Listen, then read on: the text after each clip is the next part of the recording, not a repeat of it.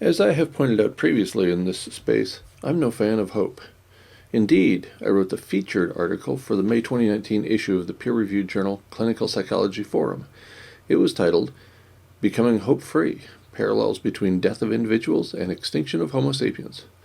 You can find a link to this paper at GuyMcPherson.com coincident with the release of this video.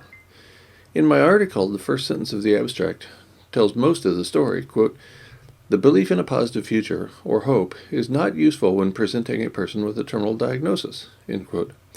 I go on to demonstrate the similarities between lying to terminally ill patients and lying to virtually every member of this society, with the latter lie being about abrupt climate change.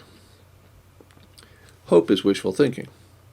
As a result, hope is commonly mentioned as necessary to those who follow religions such as Christianity and capitalism.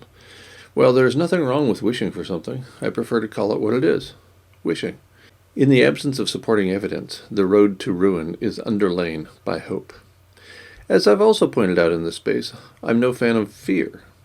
The flip side of hope is fear, which is defined as, quote, an unpleasant, often strong emotion caused by anticipation or awareness of danger, end quote. Fear, like hope, results from an overthinking brain and our unwillingness to act. Hope and fear need not be rooted in evidence. Indeed, evidence often destroys hope and fear. Wishing something will come true, or not, does not affect the desired outcome.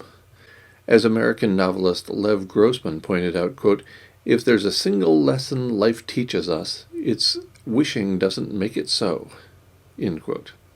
This is why action is so important. As American writer Edward Abbey pointed out, quote, "Action is the antidote to despair," end quote. I would further argue that action is the answer to both hope and fear, because simply hoping or simply fearing rarely generates a desired outcome. Action, on the other hand, sometimes does contribute to a desired outcome. Not acting, in many cases, contributes to an undesirable outcome. Of course, most situations are nuanced beyond the binary thinking of right or wrong, act or not act, us or them, and so on.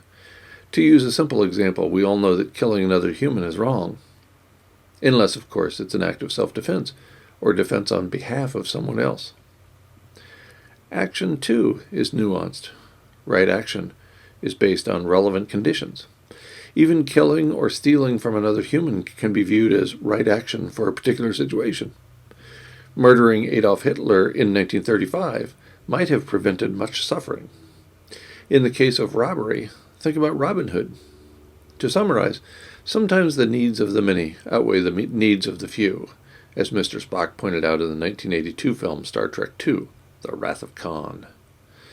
I'm not suggesting you murder anyone, even if you deem them unfit to live.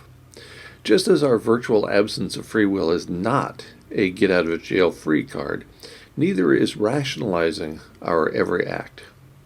As American science fiction writer Robert Heinlein indicated, quote, "Man is not a rational animal, he is a rationalizing animal," end quote. Our failures as a species do not justify heinous acts by individuals. Most people watching this video know what constitutes right action for a particular situation. I'm assuming the audience here includes few, if any, psychopaths. I used to tell my college students that they could easily determine which of two choices was correct. It's the difficult one. The easy route is most commonly the wrong route from an ethical perspective. The integrity of decent people is challenged every day. As a result, there are many opportunities for each of us to either contribute to an improved society or not. One result of our daily actions is an improved society, one decision at a time. To summarize, hope and fear are among the many emotions that can derail our ability to achieve our highest potential. Actions rooted in integrity constitute right action. They lead the way for you as an individual and also for us as a society.